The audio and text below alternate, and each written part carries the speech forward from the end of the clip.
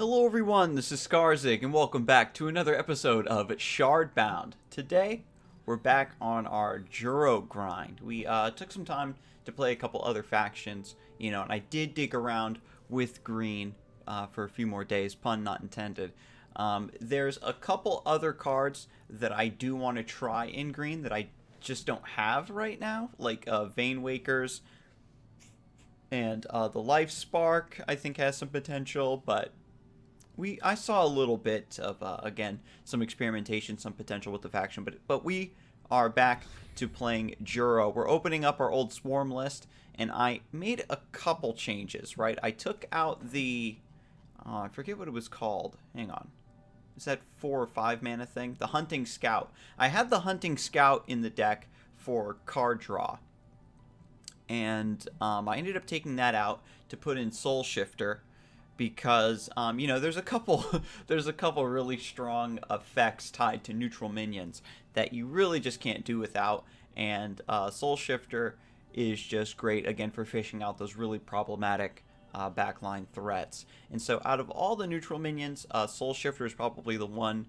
you want to run the most often in my experience, and a follow-up to that might be Shade, which is the neutral 2-drop that fears one of your own minions. Or rather, there it is, yeah, fear a minion. You can fear a minion, and often what people will do with the Shade is, because you can only summon it on your side of the board, right, you fear one of your own minions, and it runs towards your opponent, and it's almost like giving a minion +3 movement. So that can be really interesting, and that's a pretty strong effect, especially for this deck. The only minion that I'd want to probably get into range, however, is the Tribe Warrior. But at any rate, this deck is pretty much the same as what you saw last time. We put in the Soul Shifter, we fit in a second Pack Lord, because I realized the power of that card, and Eagle Primal got changed to Splinter Ring Primal in the meantime, and we're just down to 1 copy, because I kind of wanted to just try it out. And having it as a 2-drop is nice, but I think there's definitely some room for exploration, because we have the Census Master and the Alpha Pack Master and the Pack Lord. Like, we actually end up getting a lot of ranged minions set up, so the Splinter Wing is like this close to getting cut for something else. We are also running Quartermaster right alongside 2 copies of Idol of Eternity, and that particular combination is really interesting. In my most recent handful of games that I played just to test this list, the Idols of Eternity, I feel like they've been drawing me too many cards, actually. Like, they just seem to get online and just stick. So I think I need to be a bit more selective about when I put them into play, but maybe I just cut down to 1 Idol of Eternity, or maybe I cut the Quartermaster and just rely on drawing it naturally so that I slow down, right, getting the Idol of Eternity online. But we're going to queue up, see what we run into. We're still pretty low ranked, not going to lie, but the matches are still good, right? There hasn't been enough time to pass where, all the really strong and knowledgeable players are going to be, like, at the top of the ladder, away from me being able to queue into them, right? So we're still getting some really good matches. And regardless of who your opponent is in Shardbound, you still have to play well. So I don't mind necessarily still being at the lower ranks of the ladder, especially since, ranked only came into the game, 1 or 2 days ago. So right away we're getting a really fantastic opening hand. We've got 2 1-drops. The Rights Reader I just have 1 copy of, if you'll remember, because even before they nerfed it, it used to be injured enemy, so that it would draw at least 1 card if your opponent was injured. So you could always guarantee drawing a card if your opponent had taken some damage at any point in the game. And even then, I kind of felt like it was a bit lackluster, right? I think you really want this to come back to your hand in the late game. And with the combination of Rights Reader and Idol of Eternity, plus raised by Primals, which I do count as card draw, this deck has a lot of fuel. And we forgot to hit confirm, but that's the only one we wanted to replace. So wow, we got both copies of Raised by Primals right off the bat. And that's great, because we can just do I wonder if I want to do Lad first or Vice Fang. I think... Claws out. I think you're supposed to get the Lad up first, so that it can trade, and then hopefully you get Vengeful Veteran by 3 mana. Optimizing cost structures. And because I know that because my opponent is playing red, they're going to be more defensive, so the Vice Fang isn't going to be as great to get developed, right? I'm wondering if I want to get the Census Master online. I do have Raised by Primals, so I think I just cast Raised by Primals this turn. Yeah, we're going to cast Raised by Primals, draw those cards, and then that way we can use the Census Master as a combo piece, right? I don't think you really want to develop it as just a naked unit. I think it's much better to combo it where you can get a lot of procs, or play it the turn prior where we can play it here, then get onto high ground the next turn and get a bunch of procs with these beautiful, beautiful 1-drops. Today, I'm the hero. So, Efficiency Expert, I really adore, honestly. A 2-mana 3/3 is so powerful. But we do get a 1-mana 4/3 in our list, so... Today, but that I'm effect, the hero. its effect is just super good. Side by side. You know, this feels kind of bad, right? Because it's a little bit tricky to cross the gap to start pressuring red, but there's a sort of faction that you really can't ignore, because, you know, like, they're drawing cards with minions with their gizmos, right? Here. Green sort of has that same style where they can take a slower turn to just draw a card, just to spin a card out of thin air, but with red, you know it's guaranteed to be a minion, and like the abilities that you can get and like spending extra mana to get extra value out of those is just like really great. Creation Specialist is kind of problematic. So I think maybe we just back off, set up something a bit more defensive, because even though this is a swarm list, it actually comes online a bit later. Plating Specialist is interesting. I could also trade in the Novice Knight onto the Efficiency Expert, just to kind of set that up. Today, I'm the hero. That sounds like a plan. Yeah, because then the Lad will die, and the Creation Specialist can't hit it. And we're in a safe spot. I can Plating Specialist into Census Master, actually. So I think I'm going to do that. I'm here.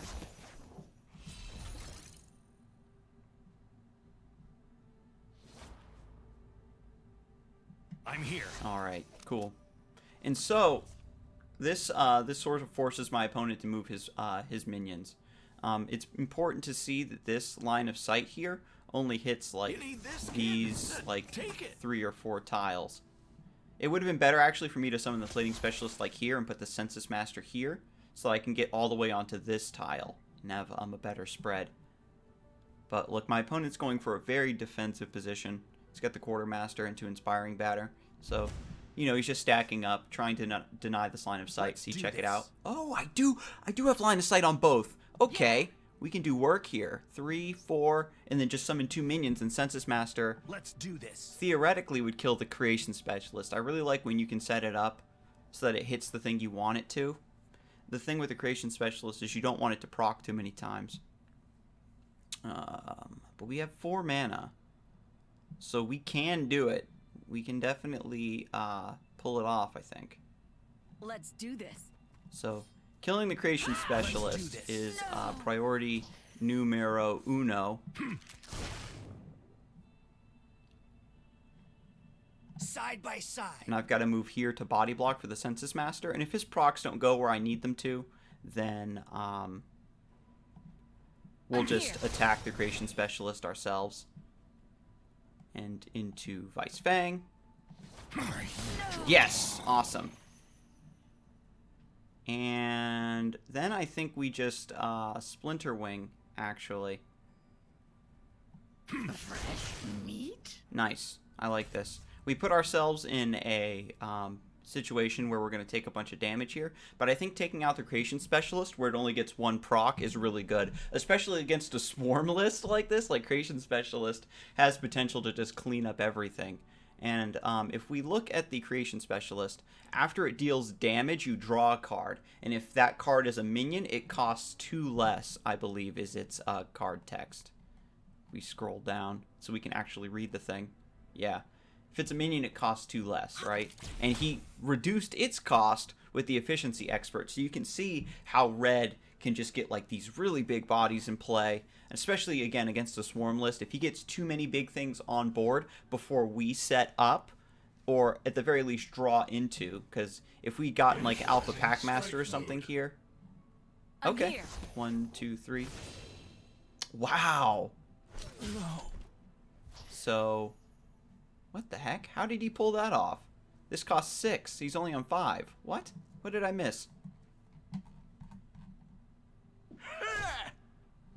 How did he... This must have been one of the minions he drew, and I guess when you summon it, it doesn't show its reduced cost. That's the only way he could make a play like that. So, we do have Splinterwing here to kill the Hound mech. Shining Disciple can trade, and then I can hit and run. And this is sort of what I'm talking about. Like, I can play the Idol of Eternity here and draw a card. It's probably worth it because I need to keep my pressure up, right? Or do I?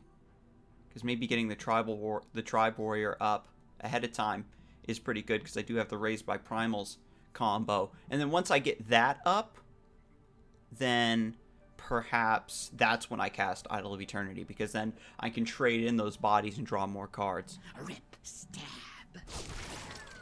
Okay.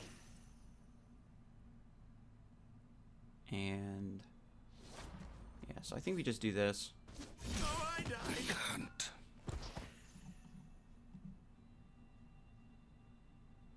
I'm here. Cast Raised by Primals. We hunt. Make the trade here. Waste. And we want to run away from the Luminary Shaman.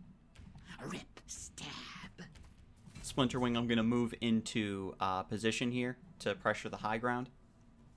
The Hound class mech is so good too because you can pay extra mana to like give it additional HP. Oh god, see, this is why Soul Shifter is going to be good, because we really need to get back here. It might be worth it to try to throw some Silver Wings in this deck, just to help deal with these backline threats a little bit better. And I was talking about maybe cutting Quartermaster and or a copy of Idol of Eternity. So maybe I take out Quartermaster and put in Silverwing. That might be the trick for this deck. Because look, I actually have like tons of cards in my hand, and I don't need the Idol of Eternity per se. So, Splinterwing Primal showing a little bit of its worth, where it can deal 2 damage to the Luminary Shaman. Tribe Warrior runs up here to this spot, and then its effect, hopefully it would proc and kill it, and then we get a few other, bodies going on there. Okay, okay. Cool. Stab. Nice. Let's So try yeah, this. Tribe Warrior, go do it. I'm here. No. Brave Sky. Oh, yes. And I think what we're going to do also is summon some minions over here so that we can pressure them from the other side. I think that that's definitely a smart decision. I'm here. Nice. And I think I don't attack with the Tinker Master here.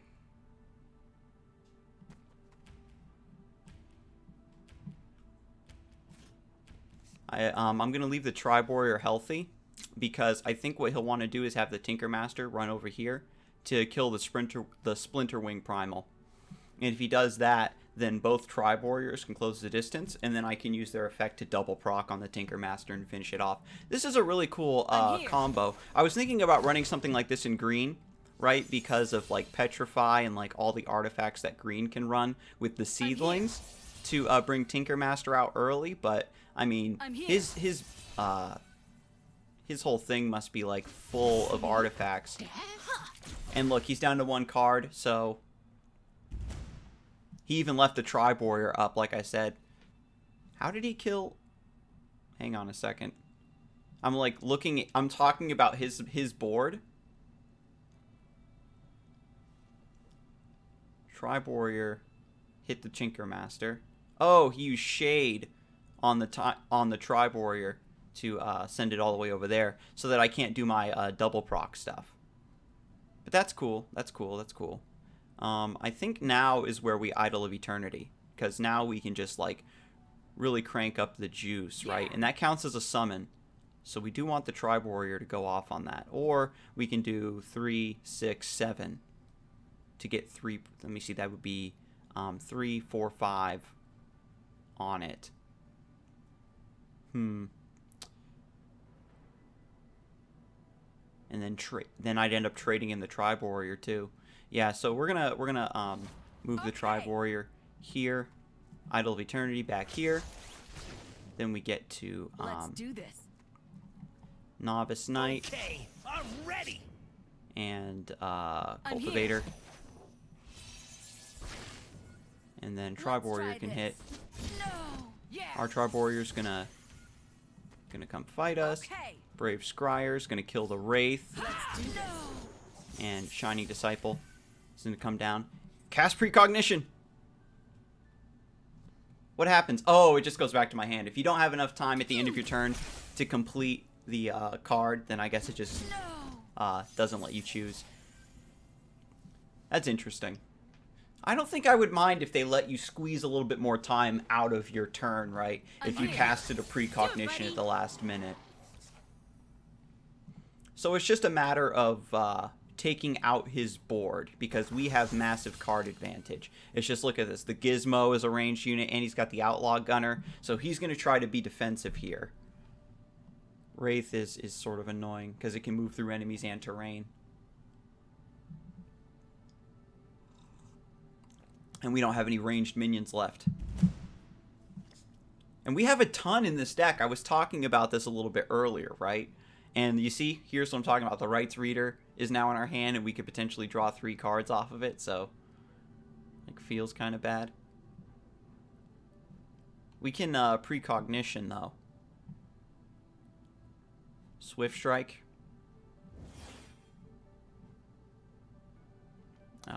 So that'll go to the top of our deck, so we can draw it next turn.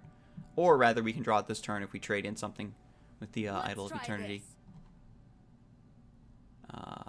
I think that's definitely the way to go, because we need to start pressuring his board. And I personally consider the Wraith to be the biggest threat, because it's really hard to play around.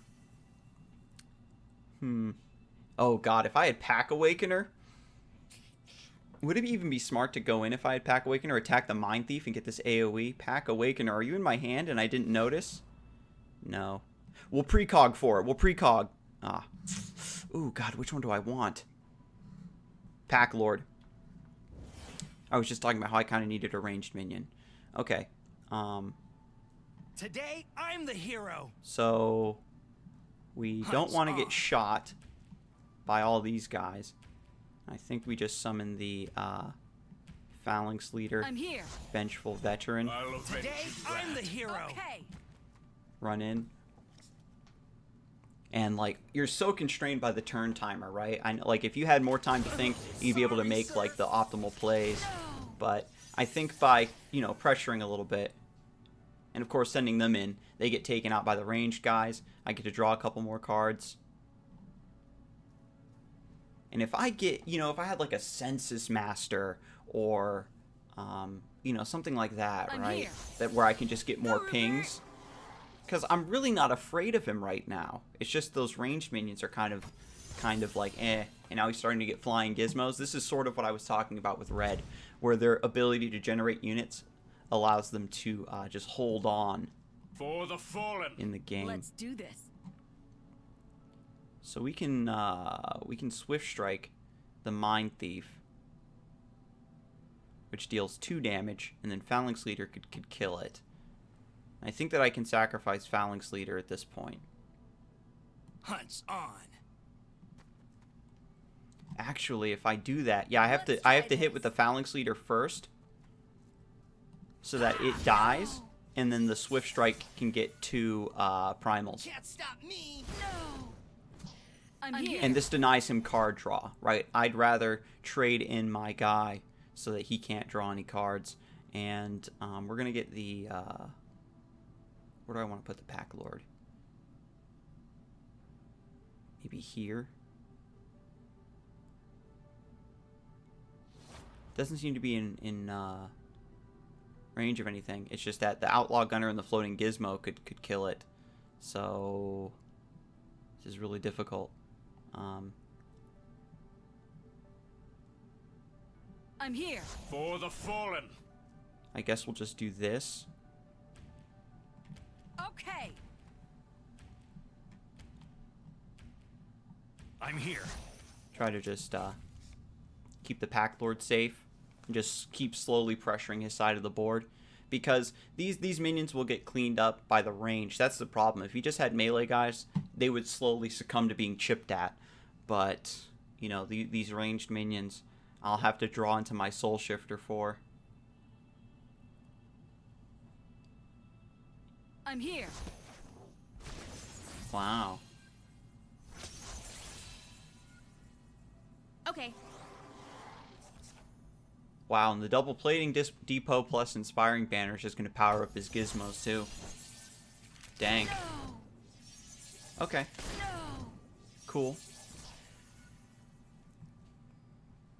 Ha! No. Alright. It's a little bit more damage than I wanted to take.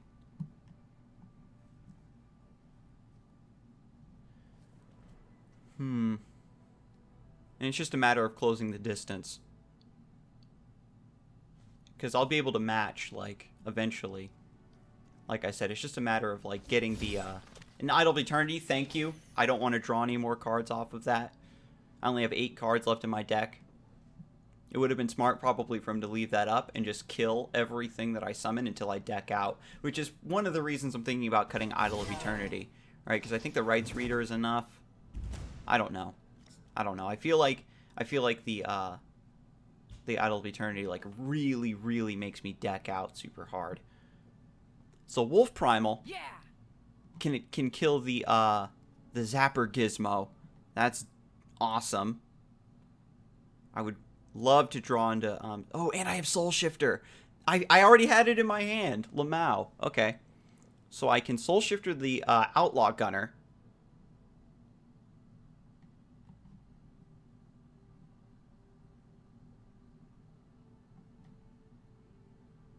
And then the Wolf Primal can kill the Zapper Gizmo. And the Tribe Warrior procs off of that, which is why I summoned it here, so the Tribe Warrior gets that hit. We kill the Zapper Gizmo, take out his ranged units, then suddenly, you know, we are peachy keen. If we ever need to draw, Idol of Eternity will get us enough card draw. Summon the Pack Lord here, and that hits so that we can hit here. Then our Pack Lord kills the Floating Gizmo. I'm here. And we can move to threaten the high ground. Our Tribe Warrior, we kept it healthy on purpose. And then we run away from the Tinker Master. Ooh, and we can precog.